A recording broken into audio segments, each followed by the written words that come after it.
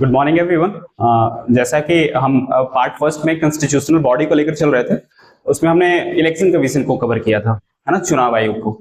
और इस बार हम लोग कर रहे हैं फाइनेंस कमीशन, वित्त आयोग। और वित्त आयोग हमारे लिए काफी इंपॉर्टेंट है, एज फॉर एग्जाम के लिए इंपॉर्टेंट है। हर साल एक क्वेश्चन दो क्वेश्चन हर साल फाइनेंस कमीशन से रहता ही है।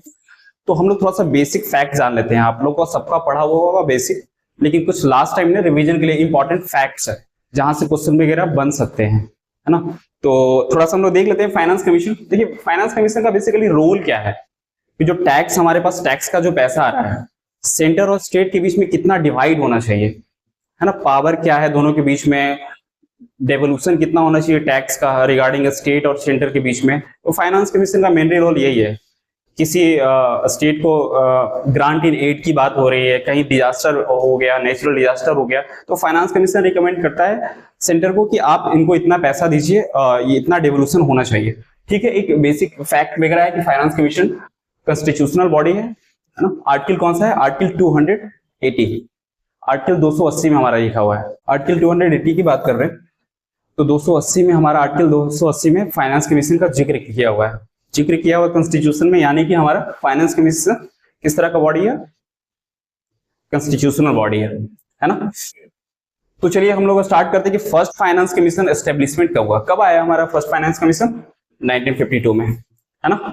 और पहले हमारे चेयरमैन फाइनेंस कमीशन के कौन थे? केसी निगोय, फर्स्ट चेयरमैन, ख्याल रखिएगा इसका, केसी निगोय। और किस पार्ट में, किस भाग में, कॉन्स्टिट्यूशन के किस भाग में लिखा हुआ है? भाग 12 में। ठीक है, देखिए फाइनेंस कमीशन जो है हमारा, वो सेंटर को बताता है, लेकिन ये इलेक्शन वगैरह, सॉरी, फाइनेंस कमीशन जो स्टेट फाइनेंस कमीशन है, 73rd अमेंडमेंट से आया था, वो पंचायती राज रूल वगैरह देखता है। उस आर्टिकल का क्या नाम है? 243I, है ना, फाइनेंस। आप इससे याद रखेंगे कि 243 है, आई है, तो आई के थ्रू हम लोग करेंगे। फाइनेंस कमीशन का जिक्र है स्टेट फाइनेंस कमीशन का, स्टेट में भी फाइनेंस कमीशन होते हैं और एक सेंटर तो है ही फाइनेंस कमीशन का। ठीक है, नेक्स्ट स्लाइड में चलते हैं। देखिए, ये काफी इंपॉर्टेंट है कंपोजिशन को लेकर। कहीं कॉन्स्टिट्यूशन में जिक्र नहीं है कि कितना होना चाहिए, कितने लोग होने चाहिए। जैसे आपका इलेक्शन कमीशन है, हमने जिक्र किया था कि अभी 3 मेंबर बॉडी है, उसी तरह से अभी कंपोजिशन जो है, कितने लोग होंगे फाइनेंस कमीशन में? अभी 4 मेंबर है, प्रेसिडेंशियल ऑर्डर के थ्रू है। एक चेयरमैन होते हैं और प्लस 4 अदर चेयरमैन होंगे और एक 4 अदर। देखिए, अभी जो 15th फाइनेंस कमीशन है, अभी जो चल रहा है 2025 तक, हमारा 15वां वित्त आयोग काम कर रहा है। और उसके चेयरमैन कौन है? आप लोग को पता होगा, है ना, एनकेसी, अपने बिहार से हैं एनकेसी।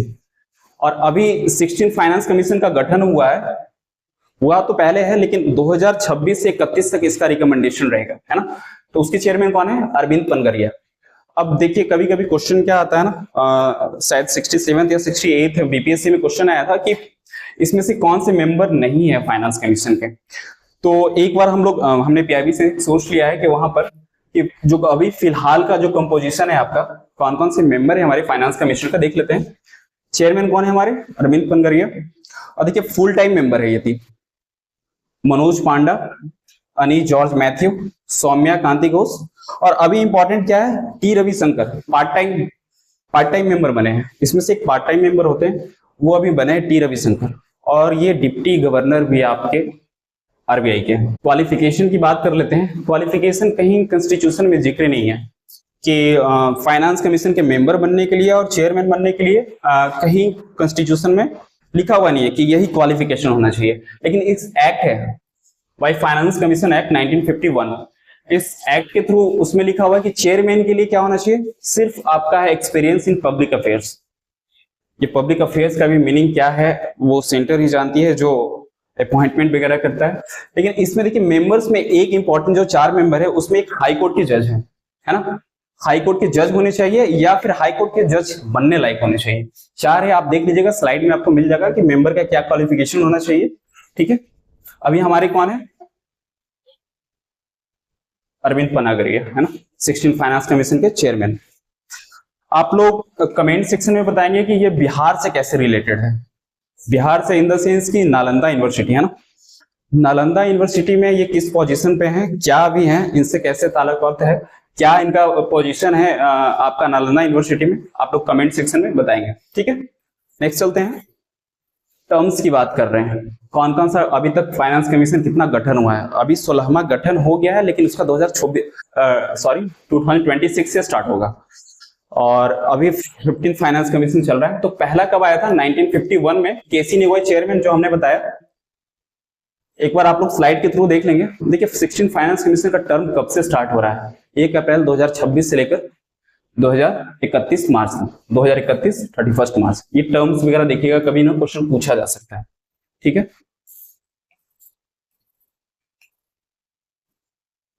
हाँ एक चीज का ख्याल रखिएगा, जो फाइनेंस कमीशन रिकमेंड कर रहा है सेंट्रल गवर्नमेंट को कि आप ना इतने पैसे डिवोल्यूशन कीजिए, स्टेट को इतने दीजिए, जो भी रिकमेंडेशन दे रहा है, हर तरह की बात होती है, लेकिन वो मेन इसमें है कि वो सेंट्रल गवर्नमेंट पे डिपेंड करता है। वो बॉन्ड नहीं है, कहने का मतलब बाध्य नहीं है कि ये जो रिकमेंडेशन फाइनेंस कमीशन ने दिया है वो सेंट्रल गवर्नमेंट माने ही माने। लेकिन फाइनेंस कमीशन यदि कोई रूल्स बनाता है जो सेंटर ने बताया है, तो वो स्टेट के लिए बाध्य हो जाएगा कि हाँ आपको इस चीज को लेकर चलना ही होगा। कितने % डिवोल्यूशन ऑफ टैक्सेस हो रहा है, तो वो स्टेट गवर्नमेंट को मानना ही पड़ेगा। ठीक है, लेकिन सेंट्रल गवर्नमेंट के लिए बॉन्ड नहीं है। ठीक है, बाध्य नहीं है। एक हम लेकर आ रहे हैं कि स्पेशल कैटेगरी स्टेटस की बात कर रहे हैं, फाइनेंस कमीशन से कैसे रिलेटेड है, थोड़ा सा आपको हम ब्रीफ में बता दे रहे हैं। देखिए स्पेशल कैटेगरी स्टेटस क्या है? जैसे बिहार डिमांड अभी कर रहा है, आंध्र प्रदेश डिमांड कर रहे हैं कि स्पेशल कैटेगरी स्टेटस का विशेष राज्य का दर्जा हमको मिलना चाहिए। तो विशेष राज्य का दर्जा मिलने के लिए देखिए हमने स्टार्ट किया था ऐसे, अभी तो 11 स्टेट है, 11 स्टेट और यूनियन टेरिटरी है। लेकिन 1969 में ना, 1969 में 5th फाइनेंस कमीशन का गठन हुआ था, वहीं से हमने स्पेशल कैटेगरी स्टेटस देना स्टार्ट किया था, है ना। उस टर्म को याद रखिएगा, 5th फाइनेंस कमीशन, और उसके चेयरमैन कौन थे? महावीर त्यागी, है ना। अभी फिलहाल में कितने लोग हैं? अभी आप देख पाएंगे फिलहाल में जो मिल रहा है आपका 7 सिस्टर नॉर्थ, इसके जो 8 जो स्टेट हैं और 3 हिली रीजन, जैसे उत्तराखंड हो गया आपका, है ना, हिमाचल प्रदेश हो गया। तो अभी फिलहाल इतने को मिला हुआ है स्पेशल कैटेगरी स्टेटस का दर्जा। और हमारा डिमांड अभी देख रहे होंगे आंध्र प्रदेश और बिहार का, आंध्र प्रदेश बिहार के साथ उसके बाद ओडिशा का भी डिमांड आ रहा है कि हमें स्पेशल कैटेगरी स्टेटस का दर्जा मिलना चाहिए। थोड़ा सा ये टर्म देखिएगा कि कहां कहां अभी मिला हुआ है, क्वेश्चन यहां से बन सकता है। लेकिन स्पेशल कैटेगरी स्टेटस का दर्जा मिलने के लिए क्या क्या क्राइटेरिया है उसको हम एक बार देख लेते हैं। कि आप कह रहे हैं कि मुझे विशेष राज्य का दर्जा मिलना चाहिए, वो क्या बेसिस है? वैसे तो सब लोग मांगने लगे कि मुझे भी विशेष राज्य का दर्जा मिलना चाहिए, लेकिन उसका औचित्य क्या है, क्या उसका पैरामीटर है? स्लाइड आप लोग को मिल जाएगा, देख लीजिएगा कहां पे है। थोड़ा सा स्लाइड से याद रहता है मैप के थ्रू कि कहां कहां भी स्पेशल कैटेगरी स्टेटस है और कहां भी डिमांड हो रहा है ना। क्राइटेरिया की बात कर रहे थे, पैरामीटर क्या होना चाहिए, है ना। स्पेशल कैटेगरी स्टेटस का पैरामीटर क्या होना चाहिए? पहला पैरामीटर क्या है, देख लीजिए, हिली टेरेन, हिली एंड डिफिकल्ट टेरेन। जैसे आप उत्तराखंड का देख रहे हैं कि काफी डिफिकल्ट टेरेन है ना उत्तराखंड। लो पॉपुलेशन डेंसिटी होना चाहिए, स्ट्रेटेजिक लोकेशन होना चाहिए जो नेबरिंग कंट्री, मान लीजिए आपका बिहार का नेबरिंग कंट्री कौन सा है बताएंगे आपको? नेपाल। और उसी तरह जैसे उत्तराखंड को देख रहे हैं कि स्पेशल कैटेगरी स्टेटस मिलने का सबसे मेन वजह है कि वो तो हिली टेरेन है ही, उसके साथ बॉर्डरिंग कंट्री जो चाइना से, जो तिब्बत वाला रीजन है वहां पे टच कर रहा है। पैरामीटर काफी है। एक देख रहे हैं आप इकोनॉमिकली बहुत गरीब है, इंफ्रास्ट्रक्चर और बैकवर्ड, मेन यहीं पे हमारा आ रहा है। बिहार का सबसे मेन मकसद है कि हम लोग काफी पूरे स्टेट हैं, काफी पैरामीटर जो बिहार का है वो टच होता है, मिलता है, लेकिन कुछ पैरामीटर के बेसिस पे ना हमें विशेष राज्य का दर्जा नहीं मिल रहा है। चलिए उसको देख लेते हैं नेक्स्ट स्लाइड में कि क्या बेसिस है जिसपे नहीं मिल पा रहा है और क्या होना चाहिए, है ना। आप सबके चाहते और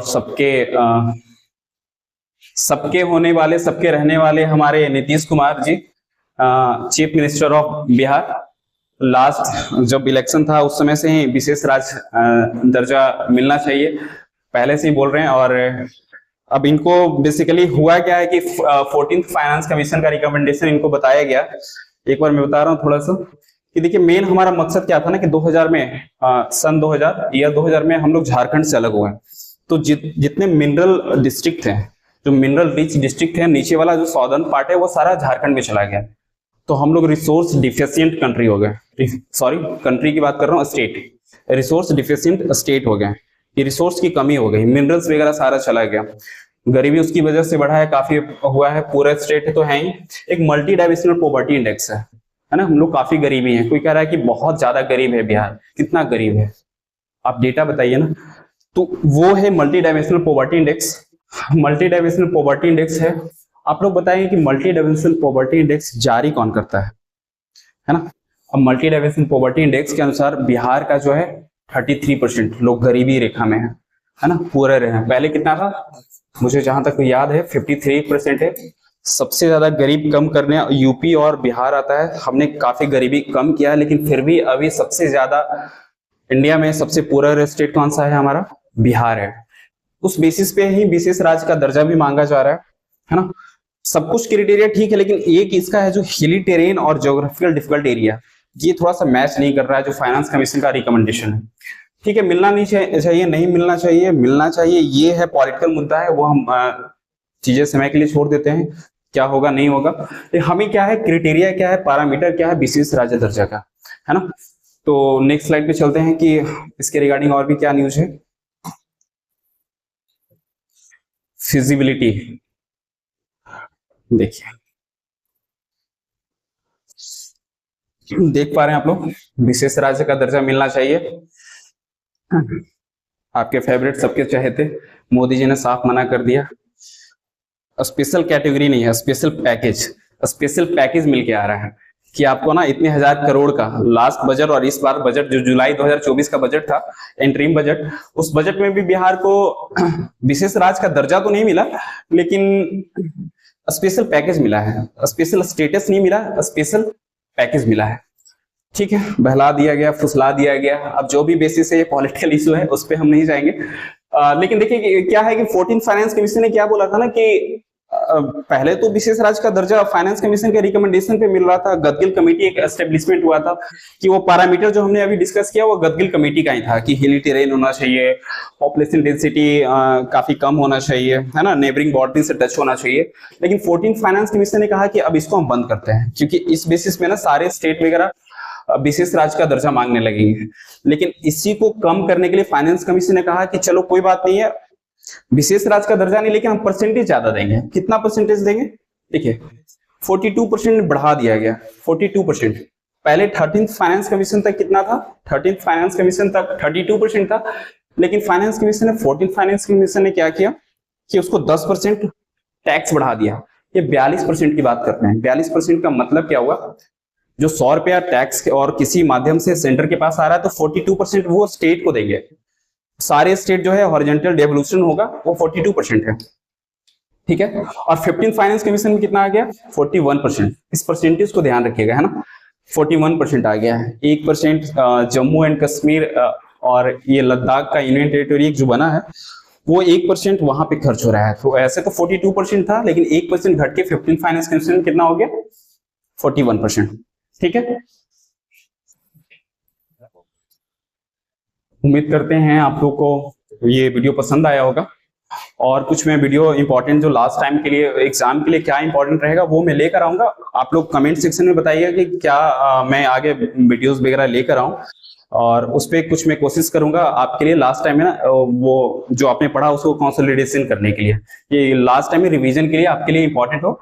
मैं इसको शेयर भी कर दूंगा आपका टेलीग्राम चैनल पे, डिस्क्रिप्शन बॉक्स में आपका टेलीग्राम चैनल का लिंक दिया हुआ है, आप लोग वहां पे ज्वाइन कर लें। रेगुलर अपडेट मिलते रहेगा, कब वीडियो आएगा, और इस वीडियो के बेसिस पे एमसीक्यू भी मैं दे रहा हूं, आप लोग जरूर उसको कोशिश कीजिएगा देखने की। एमसीक्यू जो मिल रहा है, इस वीडियो के अपलोड होने के बाद आपको एमसीक्यू मिल जाएगा। उससे क्या होगा आसान, कि वीडियो देखने के बाद आप उसको कर पाएंगे, आपका प्रैक्टिस हो जाएगा, है ना। तो चलिए ठीक है, मेंटरशिप फोरम फैमिली के साथ बने रहिए। उम्मीद करते हैं आप लोग की पढ़ाई और बेहतर हो रही होगी, और बेहतर करने की मैं कोशिश करूंगा जितना हो सके। चलिए ठीक है, थैंक यू।